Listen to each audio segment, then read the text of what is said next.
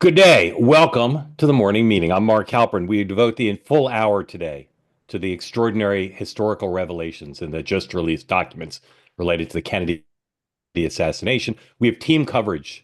Sean Spicer in Washington, Dan in New York.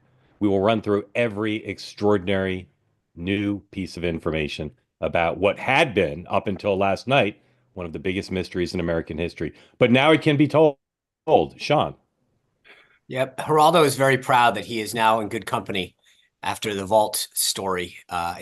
We'll see. There's obviously a lot of documents to go through, but aside from someone calling Joe Biden a traitor in one of the documents, it doesn't seem like there's that much that has come out that is mind blowing. I But found it well, not just not mind blowing, just not even new. Like I read a bunch of stories right before this program, all the latest updates, and every news organization has 20 people going through them. Literally, all the stories, as far as I saw, say it remains to be seen what the revelations are. Even though they were up all night looking through them, I haven't seen a single thing that's been reported of any significance whatsoever. So there you go. Welcome to the morning meeting. Instead of the Kennedy assassination documents, we'll cover some other stuff today. If you're here in the two-way platform, would like to be part of the conversation, as some have already done, please raise your hand. It's Wednesday, which means we need three new people or the show is canceled. So please, new people, but also our returning regulars, love to have you. If you're watching on X or YouTube, my goodness, you just disregard when I say no smack in the chat. We want everyone to be welcome here. And if you're MAGA and you write scatologically personal negative attacks on other people on the program who happen to disagree with you, it's not great for business. So please don't do that. I'll run through the day and then we'll have a conversation and then we'll take your questions. Couldn't be happier to have you here. President of the United States, as of now, has a pretty light schedule, at least as announced. He's got nothing public. He's got his intelligence briefing at 11, and then at 1, his White House press secretary, Caroline Leavitt, briefs. It is said by the Ukrainians that at some point today the president will get on the horn with Vladimir Zelensky to talk about everything that's happening with Russia and Ukraine. Don't know when that call is, or if it's actually happening, but the Ukrainians say it is. I don't believe the American government has confirmed that. Don't know what the vice president's doing. Last night, he surprised us by turning up in Washington at an event on tech in which he gave, I would say, by my count, at least his third extremely significant speech on policy. Once again, laying down a reality that guy is yards and yards ahead of any other Republican who'd like to run for president by many measures. As Sean pointed out, he's taking over the job of finance chief of the National Party and giving these big speeches, big staff, supported by all sorts of people in the party, including de facto kingmaker Charlie Kirk. So it'll be interesting to see what happens with him. I don't know what he's doing today. He'll pop up somewhere. Fed, 2 p.m. announcement on the rate decision, and they'll talk about where they think the economy stands after their policy meeting. 2:30, the chair has a press conference, and we'll see what he has to say about the economy. By the Mark, you think afternoon, we hear from Trump today if he announces that they're worrying about inflation and that they've gone from like a likely to cut to likely to not? You think Trump whacks away today? I mean, on Truth Social, I don't know what the bar will be for him to talk today. They'd have to put on an event, but obviously they could. But no, they have don't they have something at 3 executive orders or something? that's not on the schedule right now, unless you saw an update. I haven't seen that. I think they should just call it playtime. District Court Judge James Boasberg has given the administration until midday to provide details about what he says was the order that they defied about the deportation of 250 Venezuelan immigrants. There were a bunch of court decisions last night, mostly going against the administration on a range of things. Our policy here is to not tell you everything district court judges do. Wake us up when the Supreme Court is involved. All right. Speaking of the courts, Sean, last day, the Chief Justice sent chills down the president's spine. Just kidding. The Chief Justice said something the president could not have cared less about. Put out a statement saying the reaction to federal court decisions you don't like, the appropriate reaction is not to call for judges or justices impeachment. What impact will Chief Justice Roberts' missive have on our political and policy debates going forward, if any? Well, I don't think any significant. I think that it's probably Dan's side that will grab onto this and say, this may be one of the areas that they, grab onto and say, even a Republican appointee to the Supreme Court is questioning him. I saw that yesterday. I will say this. There is a different. I mean, the president has a right, and I think not just a right, but I understand his frustration with the judicial system. And so to say we have, there comes a point at which we impeach people, that's actually the process, right? Meaning if a judge goes awry. And so I kind of find it fascinating, the analysis of this, right? Which is, if he had said, we're going to fire these people, we're going to haul them off to jail, that would be what, you would say something happens in a rogue country. Using the actual constitutional system to air your legitimate grievances is actually what the Constitution sets out. That is the framework. If you have a problem, you sue somebody, you go to court. The only thing I'd say about that is it's typically not be seen as a way to resolve policy disputes. Typically, impeachment and removal is for, taking a sack of cash or. So that's what impeachment's for. I think the Democrats missed that memo last cycle, because that's what impeachment's for. So when I just remember when President Trump took that, like when you storm the Capitol, that's what a high crime and misdemeanor is, we don't like what you did, or we don't think district court judges have authority. Sorry, Dan, I didn't mean to steal your lines. By the way, impeachment is, by the very definition of it, a political tool. That is what it is. Yeah. And again, all he said, just to be clear, is, I don't like this, I will follow the law, but that is literally what the law says. If you don't like it, there are avenues to express your legitimate grievances. Dan, incorporating your answer to this, who do you think Justice Roberts' audience was for this? History, Trump, somebody else? No, I think it was both. Look, one of the things about judges is they usually don't respond when attacked, right? Decorum and kind of the rules of the game are that the judges don't get involved in back and forth. And I believe Trump knows that very well. And so they are easy targets to smack at, to punch. It fires up your base, and it's great to swing away with nobody, coming back at you. So I think Roberts did it as a little bit of a fastball to say, hey, kind of back off. I think you don't want to get into a pissing match with John Roberts. And I think even Trump knew it, which is why he came out and said, I'm not going to defy the orders. I'm not going to do that. All right. Well, let's hold on.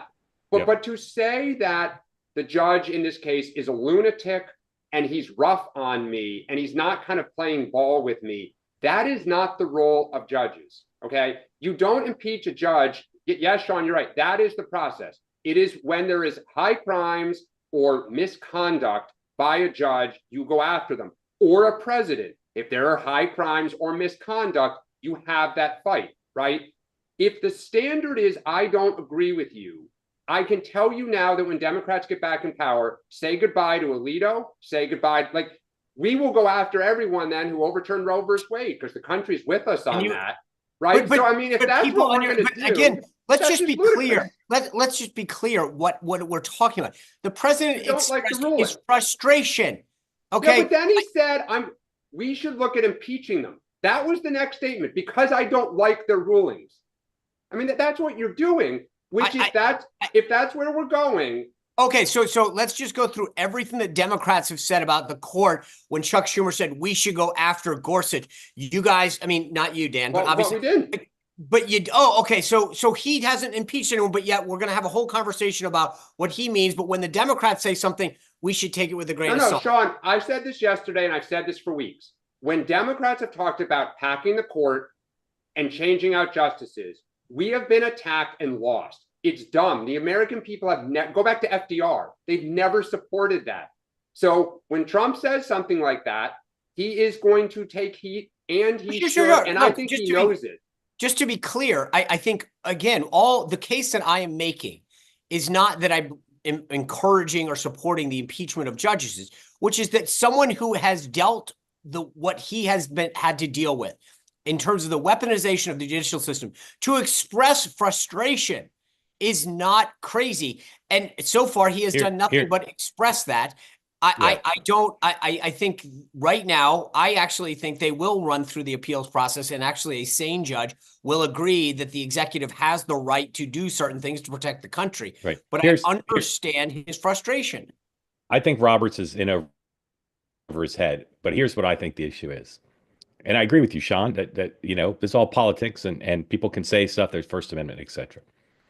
The problem is that co-equal branch doesn't have an army, right? If people aren't going to listen to their rulings, it's a big problem for our system. It's one of the weaknesses in what was designed. And we've never had a president defy them in a way that created a constitutional crisis. What I think Roberts is concerned about is if you're going to run them down and say they're illegitimate, then people can start defying their rulings, not just the president, but corporations, individuals. We can't be in a situation where they have to enforce their rulings, or the Justice Department has to enforce their rulings in a way that requires coercion, because that's a slippery slope. Now, for those of you who happen to not watch Laura Ingraham every night, here's Donald Trump last night. I don't think this means a damn thing, I'll say, because Donald Trump could say something different tomorrow. But here's what he said last night, quite definitively, eventually, about whether he would ever defy a court ruling. Apparently, I got Laura warmed up here. Circumstances would you would defy a court order? Well, I think that, number one, nobody's been through more courts than I have. I think nobody knows the courts any better than I have. I would say the chief judge does, but nobody knows them better than I have. And what they've done to me, I've had the worst judges. I've had crooked judges. I have judges that valued Mar-a-Lago at $18 million because that benefited his case, because he wanted to see me convicted of something. I have judges that had relatives making millions and millions of dollars on the election, ruling on the election. But going forward, I had judges would that you were defy so a court corrupt. order? Because that we all know that, and that was outrageous. I never did defy a court order. And you wouldn't in the future. No, you can't do that. However, we have bad judges. We have very bad judges, and these are judges that shouldn't be allowed. I think at a certain point you have to start looking at what do you do when you have a rogue judge. The judge that we're talking about, you look at his other rulings, I mean, rulings unrelated, but having to do with me, he's a lunatic. All right, Dan, does that mean anything to you? I mean, look, again, he's working the referees. He's stoking his base. I have never heard Trump lose in court or have an unfavorable ruling and say, well, I have a lot of respect for that judge. Every single time he trashes the judge, he trashes his opponent. He likes to create the us against them, good, bad. It's just what he does. I mean, it's almost like admirable as a political athlete that he's just always on that front foot. But it's obvious as day what he's doing. Sean. There you go. Those were the actual words. I've never defied one, and you can't. Full stop. Yep. Okay. Let's see. I don't want to get enmeshed in Russia, Ukraine, because it's a moving target, and I don't think any of us know. But there is a sensibility. I've heard it here during my trip in Europe. You see it in some elite columnists, and not all of whom are hostile to Trump, who say trying to make a deal with Putin is a fool's errand, that he's just not going to make a deal, that he's just running out the clock, he's looking for advantage, and that the only deal he'll make is one that even, I say in air quotes, Trump couldn't make, and that Zelensky and Europe would oppose. So briefly, Sean, do you think Donald Trump is sensible to be trying to make a deal with Putin, or do you agree with those who say it just might not be there and he should be looking for more leverage over the Russians rather than a deal on the current terms? So I guess the way I look at this is that it's like in lieu of what, right? So to me, this is a simple proposition of the status quo, which is you continue to fund Ukraine in a war that they will not win, that will result in more death and destruction. Okay, and we keep going for years, and we just, because that's option one, or you try to find a way out. Now, I don't know. I mean, the question is there a deal that we can get to, or a ceasefire? I'm sorry, I was a little imprecise. I'm sorry to interrupt. Some people are saying they've talked about rhetorically more sanctions, for instance. Should he be trying to make a deal on the current terms, or should he say we're putting 100% sanctions on Russia and we're moving troops somewhere, whatever, to put more pressure on him? Or is there a deal to be had under the current terms. So I think that Trump is going to feel at a certain point that Putin isn't taking him serious enough, that he is out there. He understands. I mean, the guy watches more, TV and reads more in the news. So he sees exactly what's happening. And as soon as he feels as though Putin is not respecting him at the level that is merited, he will ratchet it up. He is not going to sit back and let Putin publicly try to take advantage of the situation. So I believe that we will get to a point where either we will get to a deal, or Trump is going to say, I've been trying to do this. Let me show you what I can do to you. Dan. Mostly economic, by the way. Yeah, I agree with that. I think the $1 million question is how desperate is Trump for a deal, right? A deal for a deal's sake, because I think Putin is not stupid enough to do what Sean just said, which is to embarrass Trump. I think instead what he's going to do is just sweet talk him.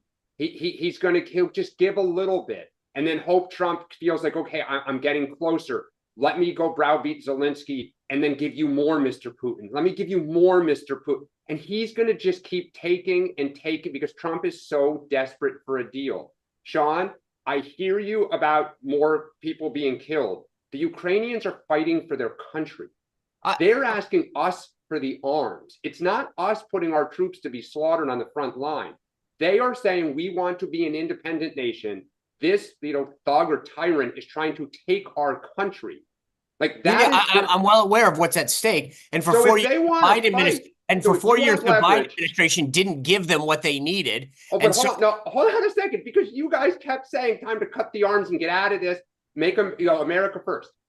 That is why we did not send more, because Joe Biden, after about 6 months, had to beg and plead to get Republicans. It's because for the first 2 years, you didn't give them the tools that they actually needed, the weaponry, the munition. It's fully documented what you didn't get. Okay, well then you know what? You guys should give it to them to get leverage. All right, we're not going to litigate this today, I don't believe, successfully anyway. All right, the Democrats. Thank you for that. Wait, so will we get a deal? The three of us? Yeah, I mean that's we're just the deal was we're just being brief on that today because we can't solve it, which is what I said in the introduction, but I was ignored as I typically am. The Democrats. All right, there are 4 buckets of potential leaders for the party, and I think everybody except maybe James Carville are leaders. There's the formal congressional leadership. There's backbenchers with big megaphones and aspirations.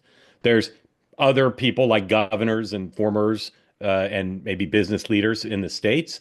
And then there's people who want to run for president in 2028 or might want to run for president in 2028. I think that in the last a few days, we've seen a lot of tension over tactics and strategy, but agreement on, I think, pretty solid agreement about what the message should be. So let's look at a couple pieces of tape and then you guys talk about it. First, here's Chuck Schumer on a program they call Morning Joe, giving the Democratic message that I think, again, almost every Democrat I know agrees is the right message. Please roll Schumer on Morning Joe.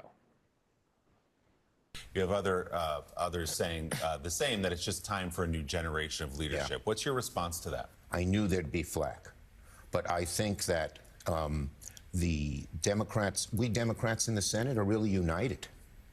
We respect that there were different views. We know that. And we are fighting on all of the fronts to go after Trump, not have a circular firing squad, which Democrats tend to do, particularly when there's such an enemy as Trump. Mm-hmm. So that the basic premise that we are going after him on, and Hakeem and I are working on this very closely together. We don't live too far away from each other. We met in Brooklyn on Sunday. Is that Trump is taking things away from the middle class, from you, to pay for tax cuts for the rich. And we have so many different areas to go after him on. And we're already bringing his numbers down. We'll keep bringing them down more and more and more. If, 6 months from now, his numbers are really low, he'll have not only less popularity, he'll have less authority. That's our job, and we're doing it. And there are going to be some bigger issues where we're going to make a stand as well. You got to do it in a smart way and not let him drive you into a trap and let your anger at him end up hurting you. Sean, I'm old enough to remember that when a Republican said that their strategy was not to help the American people, but to drive the president's numbers down, that was a controversy. Nobody seems to mind. That was Mr. Mitch McConnell that said that. No, it was Kevin McCarthy. Yeah, and No, no, McConnell, McConnell said asked about McConnell said it. Obama. Yeah, He said, you're I'm right. going to make him Number a one job. president. Yeah, Yeah. yeah, that's right. Um, But McCarthy said drive numbers down. Just let me frame it up here. Is Schumer on the right message? And we had the first House member call for him to resign yesterday. But is Schumer talking like that? If he can sustain that, has he solved the problem of no. people being angry at him or not? No, when you're the one thing about crises is that like there's an arc and he's on the back end of it, right? So he either has to wait it out and hope that it goes away in 72 Wait, he's hours. on the back end or the front end? Back end. Like in other words, the wave is crested. He's already screwed. So like when you're riding it, the question is, are you over the top of that arc or not? I mean, last night in Axios, this was to me so emasculating. It said that the Democrat grassroots are giving Senator Schumer a pip. I mean, this is if anyone's working at a big corporation, it's called a performance improvement program. Like you're a junior, like associate, where they say, okay, you need to start coming in by 9 a.m. and be at your desk by 9:05. I mean, it's embarrassing what's happening to him. And then he puts out a statement and says, what was the thing? That I am the sort of orchestra leader and I have a lot of talent in that orchestra. That was his response. The guy is so far gone. I said it at the beginning of the week. I tweeted out last night. I think this is the beginning of the end for Chuck Schumer. Dan, is Sean right, or has Schumer got the proverbial monkey donkey off his back? He definitely doesn't have it off his back. I think Schumer is saying the right thing. The problem is he's been saying that now for about a month, but he doesn't do it. And that's where they kind of had it. So to Sean's point, the interest groups are now embedding themselves in his operation. I mean, we joked back in January that the Senate Leadership Council was like a UN of, half the caucus. Well, one of the things that he announced was he's adding more senators to the Leadership Council. So I think we're now more than half of them are in leadership. And he's bringing all the interest groups in to sit at the table. I think that the question, I think, really for Schumer and Mark, Sean and I talked a little bit about this yesterday, but I heard from someone who was watching the show who said it's very true.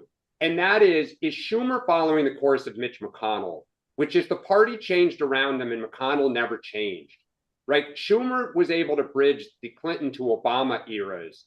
I think we are now going into a new era where the party it's younger, it wants to get more aggressive, more nimble, confront Trump more. And Schumer is from that kind of old school, Wall Street Democrat Clinton era that it's just not in his wheelhouse. And I think he's saying the right thing, but the base is just do it.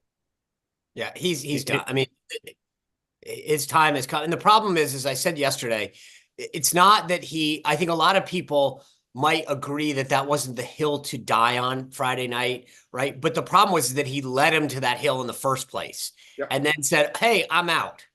Sean, this is a serious, respectful question. Sometimes you and other people in the Republican Party and the Democrats do the same thing, will say on programs like this, I'm no expert on the other party, so, I can't really say. Do you really feel you understand the dynamics well enough to be so confident that Schumer's done, given that it's the other party?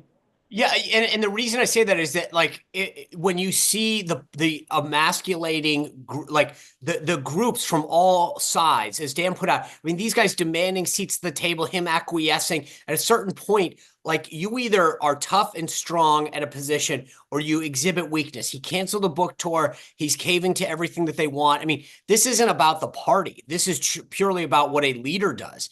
And so it doesn't matter if it's the head of a corporation or the head of a Senate caucus. He's looking weak.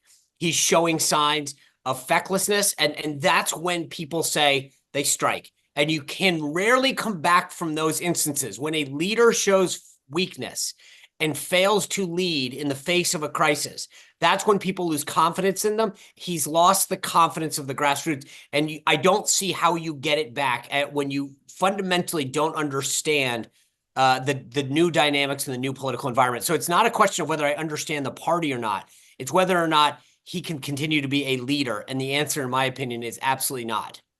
Mark, I think, though, look, I don't think Schumer's going anywhere in the next 18 months. And he probably, unless there's a total wipeout in 26, probably survives. The way McConnell began to get chipped away at, when more and more senators came in that were Trump senators, not kind of Reagan McConnell senators, he slowly was just losing altitude, and there was no way for him to kind of reverse that. I am beginning to wonder if Schumer will just kind of ride it on the back end here, but can he really be seen as the leader of whatever the future of the Democratic Party is? I think there is increasing questions about that. And I think it may go to the next topic about what some of these other governors are showing. So let's get to that. I just put a pin in this real quick, because it's not like all I'm doing is reading tea leaves. When Nancy Pelosi publicly throws you under the bus, when Elizabeth Warren says he's not the leader anymore, that tells you that's not me, that's them. I'm just reading Did Elizabeth Warren say Chuck Schumer's not the leader anymore? She said something she wouldn't support him. She wouldn't support him. I missed that. Yeah, at town hall in Massachusetts. Yeah, she at a town hall. She was asked, "Do you support Chuck Schumer?" And she said, "No." No, I missed that. That was not a big story here in Europe. What? Yeah. All right. Just real quick, because I do want to get it, folks in. If you want to be in the conversation here in the two-way platform, please raise your hand. In my career, there have been certain presidential candidates who struck at least private fear in the hearts and brains of the other party. George Bush in 1998, the Democrats knew if he ran, he'd be formidable. Bill Clinton, Barack Obama, less Donald Trump, less Hillary Clinton, less John Kerry, less Mitt Romney. They were in the category of people on the other party kind of mocking them and saying, sure, make them the nominee. We'd welcome that. I look at all these Democrats, particularly Governor Walz right now, and all I see on the Republican side is mockery. Now, there was mockery of Trump, and Trump turned out to be a great candidate. But Walz, in particular, has become just the subject of MAGA derision. Here is Walz breaking Gavin Newsom's streak of having three consecutive guests on his podcast. This is Gavin Newsom from the right, and here he is in colloquy with Minnesota Governor Walz on his podcast. But the bottom line is, and I think it goes back to what we began with, is, and I applaud you for this, is we cannot continue to be on the defense reacting to this. We've got to go on the offense. We got to meet people where they are. But I also think this, and this is where, this is part of the conversation I'm trying to have, is you got to respect people you disagree with, and you can't just dismiss people. How do you fight it? This notion I think of I could kick most of their ass. I do think that if they want to do it. I know I can outrun them, but I don't know if we're going to fall into that place where we want to. Okay, we challenge you to a WWE fight here type of thing. Counter but it's a natural reaction. I think it's one of the reasons we're losing so many men. And again, it's multi-ethnic. It's not just white men. We're losing them. We're losing them to these guys online. We're losing them people that I'm bringing on this podcast as well. That's why I brought. These are bad guys, though. These are bad guys. But they exist, and we could deny they exist. They exist. Not only they exist, they persist, and they're actually influencing young kids every single day. How do we push some of those guys back under a rock? I think we have to first understand what their motivations are. I think we have to understand what they're actually doing. And you don't I think that's it's racism and misogyny? I think there's a lot of that, but I don't think it's exclusively that. When you talk to a guy like Steve Bannon, he talks about working folks, and he talks about how we hollowed out the industrial core of this country. I understand that. But we can dismiss the notion of election denialism. We could completely dismiss what he did on January 6th, but I don't think you can dismiss what he's saying. Reminds me a lot of what Bernie Sanders was saying. Reminds me a lot of what Democrats said 20, 30 years ago.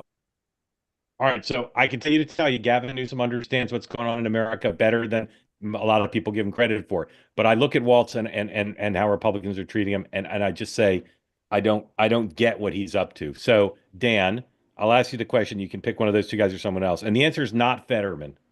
And if you need me to explain why, I will. Who right now is the leader of the anti-Trump coalition in America? What Democratic politician is the leader of that coalition?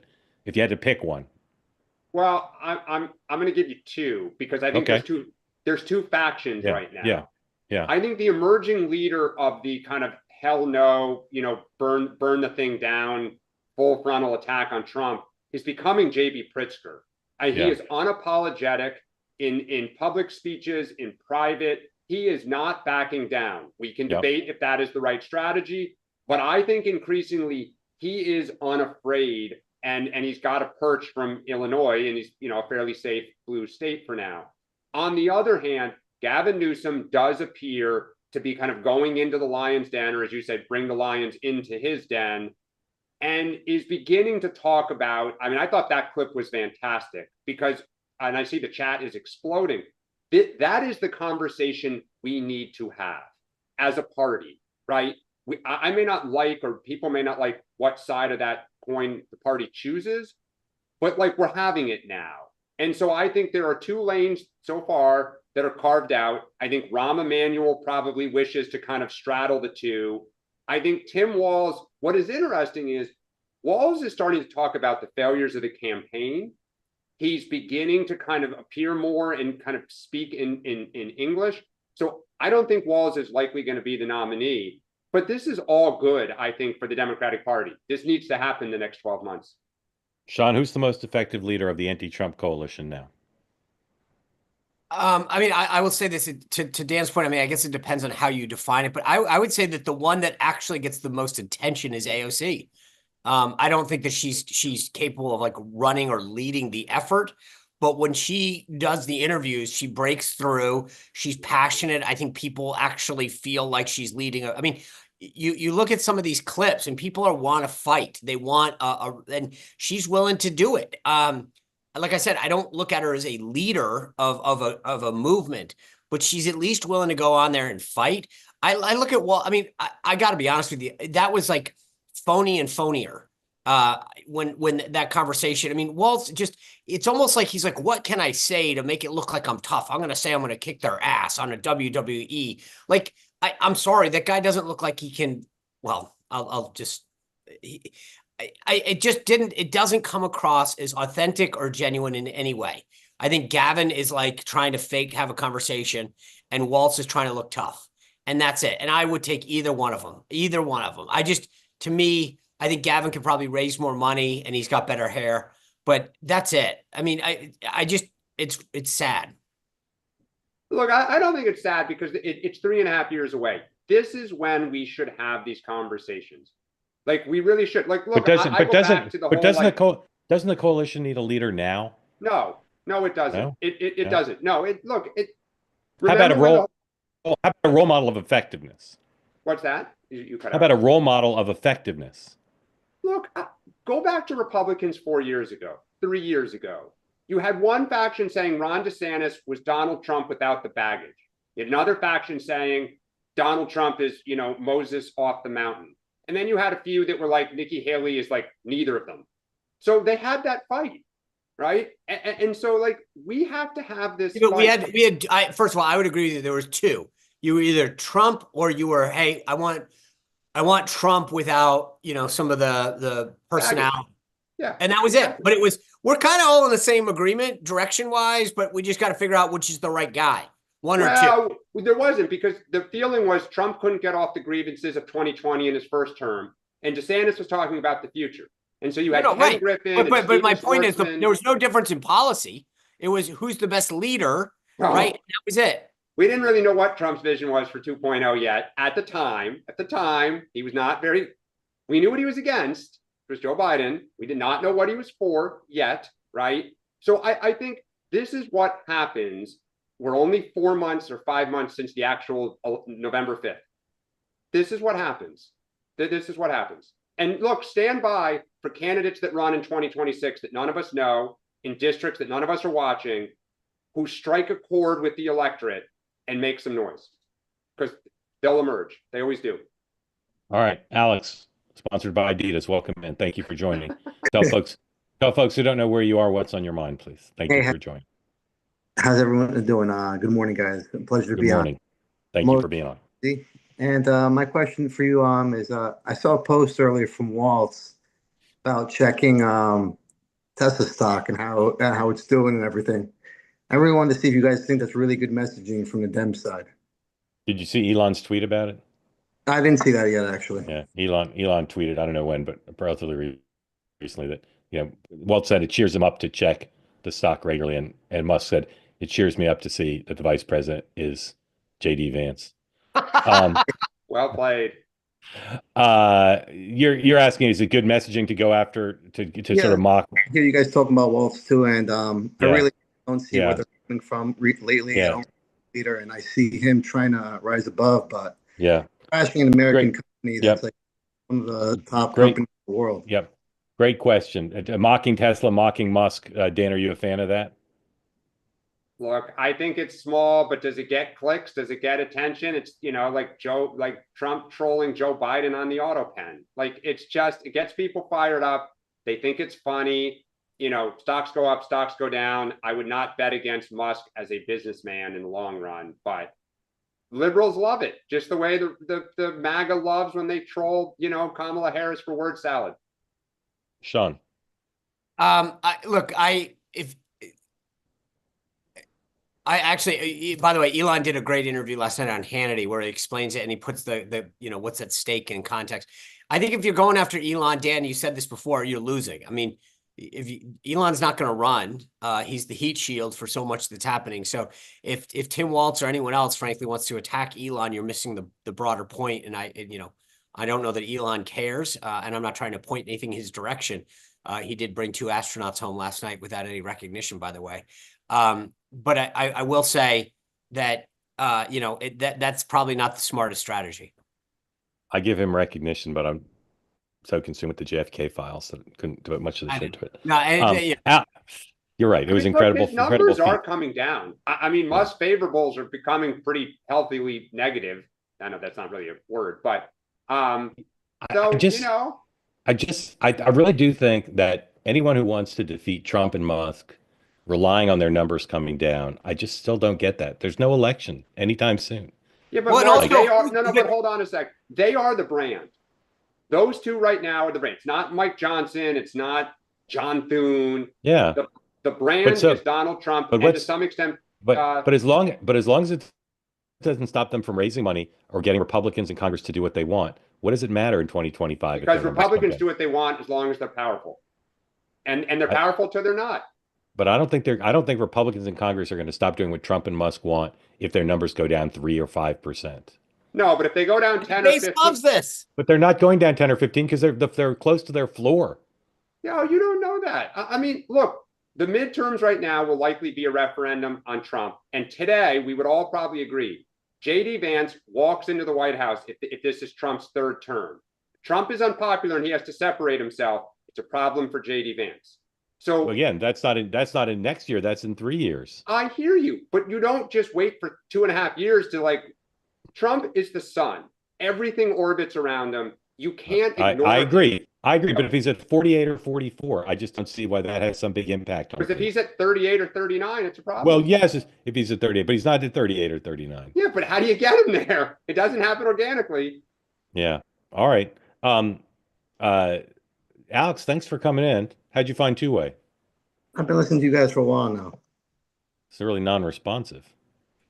How'd you find us? Through X and YouTube. X. All right, Alex, thank you for coming on. Really enjoy having you. Have a great day. We're hoping you were referred by Sean's cousin or something more colorful, but that's all right. Who was the one? Sean, welcome in. Welcome in. Can you hear me? We hear you. Yes. Great. Thanks for joining. Tell us where you are. For those who don't know, what's on your mind? I'm in Jersey, and Great. been listening for like a month now. You guys are amazing. Really Thank you, appreciate sir. what you guys do. Honored to have you as part of our community. First of all, why can't we get this on Spotify and Someday. Apple Podcasts? Someday you will. We're just not ready to be launching podcasts yet, but we will. Oh, okay. Looking forward to that day. All right. Thank you. Okay, so I got just two. You can get it on Friendster. Yeah. And on your Sidekick, the Sidekick app. Sorry, go ahead.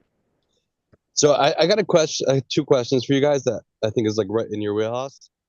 As a moderate Democrat, I just feel like the file just keeps on just moving the needle, and we don't talk about it. We're for years we're talking about equality, which is amazing, right? And then we switched it out to equity, and it sounds like a similar word, but it's a really completely different thing.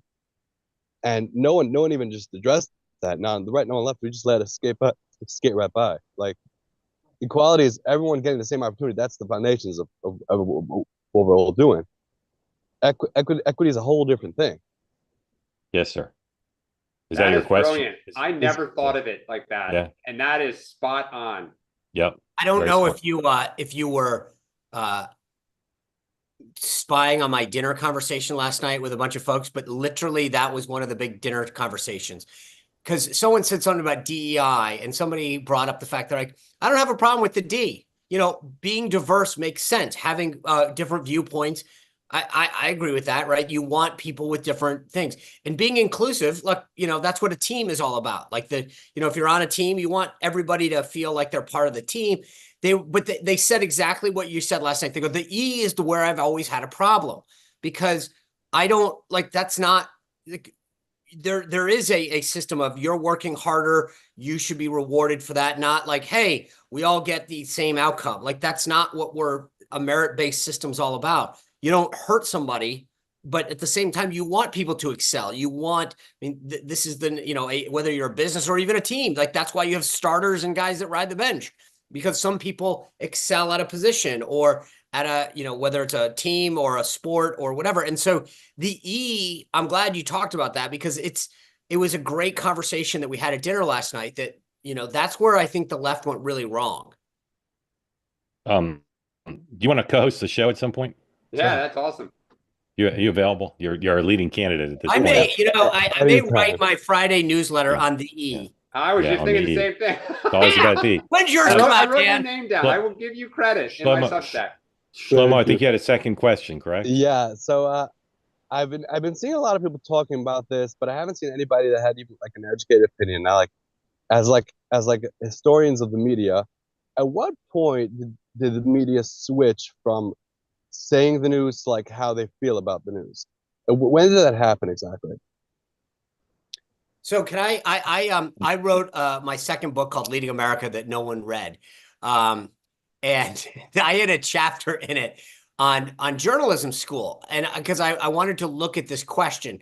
And the funny thing is that when you go to whether it's Columbia or a lot of the other prominent journalism schools, in their mission statement, they have a phrase almost entirely in all of them have the same phrase, which is that they seek to make the world a better place, right? That there's the goal of journalism isn't to tell the who, what, where, you know, why, to inform people. It's to make the world a better place. And so if your definition of making the world a better place is liberal, then that's what you seek to do. And you see this a lot of times now with the journalists now that I've encountered since, I mean, my first campaign was in the 90s.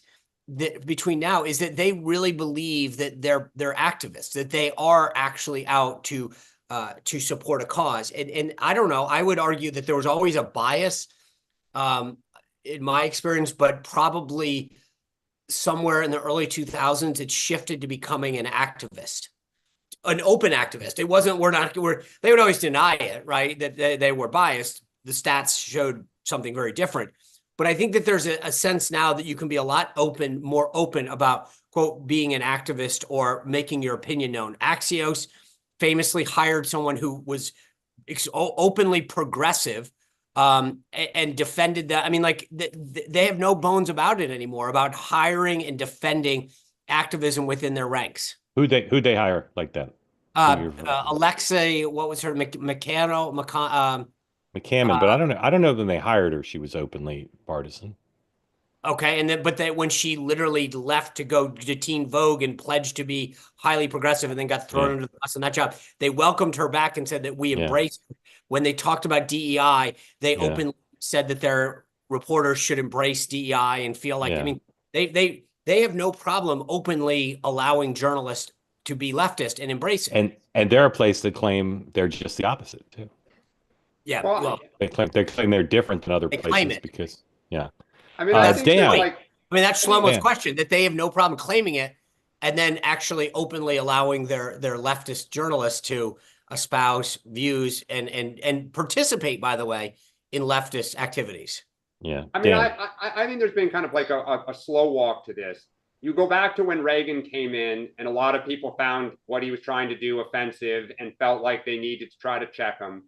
you then had, during the Clinton era, kind of some of those incredibly partisan fights where a lot of journalists thought some of that stuff should not have been covered.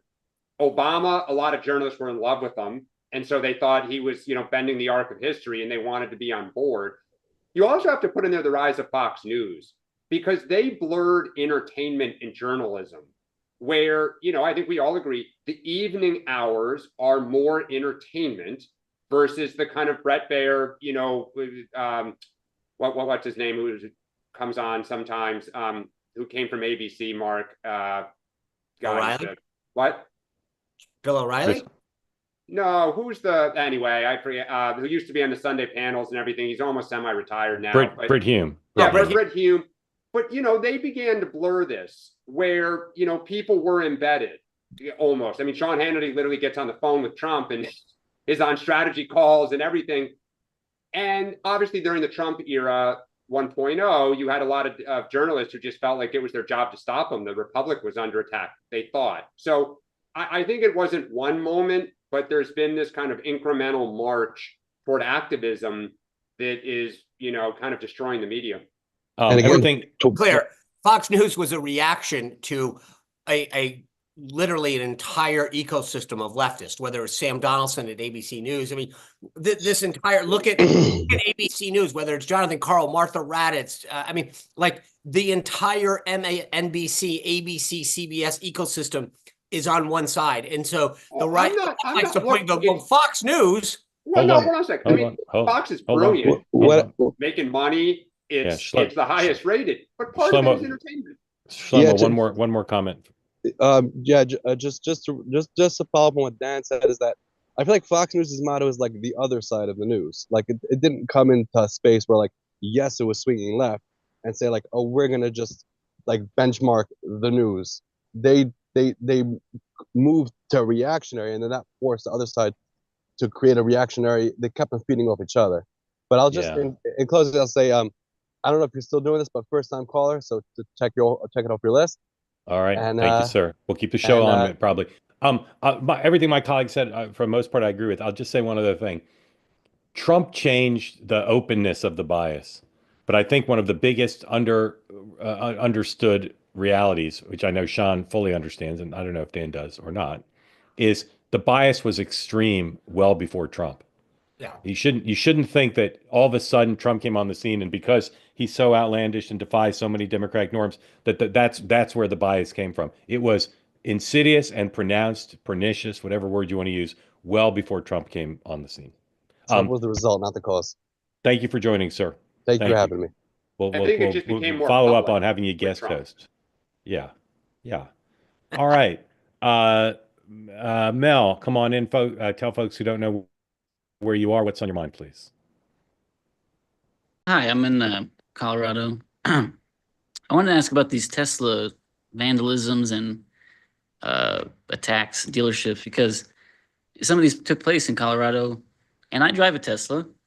I bought it before Elon endorsed Trump. I'm a Trump supporter, but I don't feel comfortable going downtown in the woke part of my city because I'm almost sure my car is going to get keyed, broken into, something, because there's no pushback from the leaders about this widespread vandalism. And I can't go to downtown because like it's woke city right there. And I know something's going to happen. And I just wish the Democrats would, they can say, hey, go protest and this and that, but they're like not speaking up about the violence and the chaos that's happening across the country. Just as an exercise, how would you feel if someone came on here and said, I like to wear my Elizabeth Warren t-shirt, but I live in West Texas and I don't feel comfortable going into town? That would bother you equally?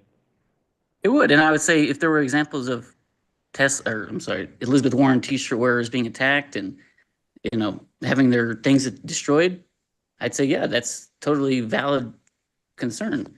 All right. Just making sure. Dan. Yeah, look, there's no place for destruction of, property, whether it was during the campaign when people were ripping signs out of people's yards and, keying car, like there's no place for that, period. I think it's terrible Democrats, it's 80-20 right there, right? You should just say it. Just like Democrats wish that when Trump would say at his rallies, beat the shit out of that person and get him out of here. We wished people would say, wait a second, time out, like not cool, right? Not okay. So totally agree with you. People shouldn't do it, and they should speak up. Yeah. Sean. A couple of things. It's funny. I mean, Tim Walz in that clip we just played talks about beating up people. Well, he was rhetorically speaking. Oh, okay. Again, If a Republican okay, said so that, again, I don't disagree with you. Hold on, just Dan, you're right. He was. I hear you. But it's like, again, he was rhetorical. Trump was serious. He was rhetorical. So I listen. I literally live, a quarter of a mile from a Tesla dealership. Saturday went down. They're standing in front of it. Last night I went to get on 395, going to the city. They're all standing out in front of it. I don't care. You want to stand outside of a Tesla dealership? Good. What a life you have that you waste your time standing outside, flying a Ukrainian, Canadian, Mexican flag outside of a Tesla dealership. But to your point, when the violence comes in, like that's when I'm like, what is going on? I remember my first year at the RNC, we were sending a bunch of interns out. We had like these T-shirts. I forgot what it said, something about Hillary or something. And they said, "Can we?" One of the interns came up to one of the folks in my shop and said, "Can we put the T-shirts in a bag on our way to the event because we don't want to go on the metro?" And of course I was like, yeah, absolutely. Like but it is interesting because it's the if you wore a MAGA hat outside of about 4 months ago anywhere in an urban area, you would have gotten crushed. So I think that the left, to your point, where is the outrage that they're keying, Dan has to go cool, by the way. He's being told. God, yeah, my camera just went out again. Okay. But I get it. It's a morning meeting timeout. You're getting too hot.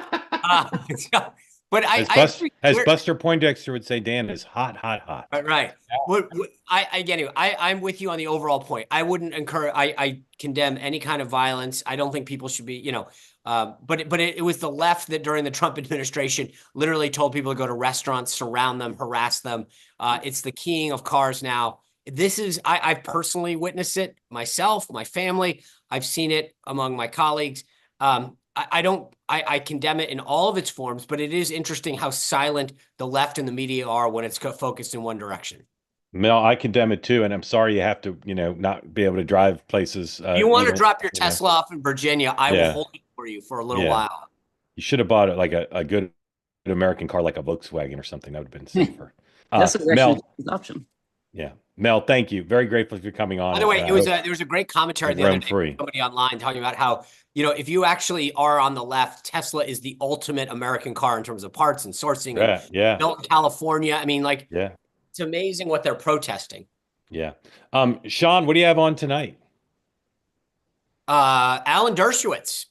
You want to talk about a perfect day to talk legal and constitutional issues? Alan Dershowitz, 6:00 tonight. All right. As we've talked about here many times, you shouldn't think about two-way as just the morning meeting and two-way tonight. There are already some shows on, and there are more coming. And not every show will be for everybody, and not every show is going to be about politics. So if you start seeing shows on our lineup that we'll talk about here that have nothing to do with politics, and they're not for you, you don't need to watch them. They won't ruin this show. They won't change your ability to watch. But we hope you'll like it. And the whole point of two-way, regardless of the topic, long extended conversations that we hope you think of as sophisticated, and they have a two-way component, which means the community gets to ask a question, gets to share conversation in the chat and live video. And we think that format is great for lots of topics: personal finance, health, parenting, kids with childhood diseases, animals, cooking, lots of possibility. And you'll start to see more shows show up. So I want to tell you about first a show that's been on for a bit, which is Megan's show, is on today. Meghan McCain's Happy Hour. Two great guests. One is Katrina Zish, who's an anchor at Newsmax, a really interesting person. You'll enjoy her perspective. And then Michael Moynihan of Two Way. Michael Moynihan of Two Way is on Megan's show in part to promote what's happening tomorrow, which is tomorrow at 4 p.m. Eastern Time. Michael's program debuts. Michael Moynihan's program, The Moynihan Report. I'm not sure what it'll be called if there's a guest host, but The Moynihan Report, sponsored by the good folks at FIRE who stand for free speech, debuts tomorrow Thursday at 4 p.m. Eastern. It'll be on every week, twice a week, Tuesdays and Thursdays. Megan's is on Mondays and Wednesdays. And we hope if you know Michael's work, I'm sure you're thrilled because he's really one of the most compelling on-camera journalists I've ever worked with and enjoyed. And if you're not familiar with Michael's work, I recommend you sample the show. And we'll have more to tell you in previewing the show, both on Megan's show tonight and on Two-Way Tonight this evening. So recommend Michael's show to you. Tonight on my show, Two-Way Tonight, Alex Eisenstadt, who has done an extraordinarily good job of promoting his book, Revenge, the Inside Story of Trump's Return to Power. It actually came out yesterday, so you finally can buy and get a copy rather than just pre-order. Lots of more good stories that haven't even been promoted yet. We'll talk about that. And he's a full-time reporter at Axios covering the administration. And so we'll talk about the book a little bit, and we'll talk about news of the day. And as always, we will take your questions. And then tomorrow morning, 9 a.m. Eastern time, you'll never guess what's going to happen. Dan with his busted camera and Sean with his pro-Tesla sensibilities will both be back to talk more about what's up regarding the morning meeting news. All right, finally, this Kennedy Center thing. So the Washington Post had a big exclusive. They had audio, we talked about this yesterday, audio from inside Donald Trump's private meeting with the rest of the people, the Kennedy Center board and the new leadership team. And it wasn't super damaging, but it didn't seem like the Trump team put that out themselves. It wasn't clear from the Post story where that audio came from. And the Post, I believe, did not play the audio. Okay. Today, the New York Times has the audio too, and they posted snippets of the audio, and they wrote about it, and they said that the recording was authenticated by somebody in the room. Now, to me, that leads to one of two possibilities: either it was given out by the Trump folks that they wanted it out, or that there was someone in the room who shouldn't have been in the room because they weren't a Trump loyalist and they were going to leak it. The reason I bring this up, Sean and Dan and everyone else, is I find it so interesting that the Washington Post got it, and then the Times got it too. And sometimes that happens in journalism because the editors say, hey, we're getting scooped by the Post. Somebody, let's figure out where it came from. But it does lead you to believe that someone was willing to hand this out. So, Sean, based on the additional data, who done it? Who recorded that and leaked it based on what we now know? What kind of person? I still believe somebody inside the room did it. But a Trump loyalist?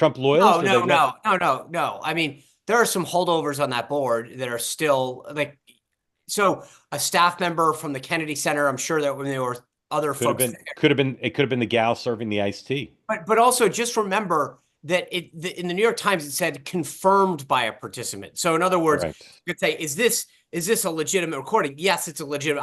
I didn't hand it over to you. I'm just confirming that that's, yes, he said everything. That's him. This isn't AI. So Yep. I didn't read as much into it as that. Okay. It's just, this is, Dan, who do you think recorded it and leaked it? I don't know, because if the Trump people did it, are you trying to show that he's really involved and he has lots of ideas and he's the great, television producer? And if you hate Trump, are you just thinking it embarrasses him because it's somewhat small compared to the rest of the office? I'm not really sure.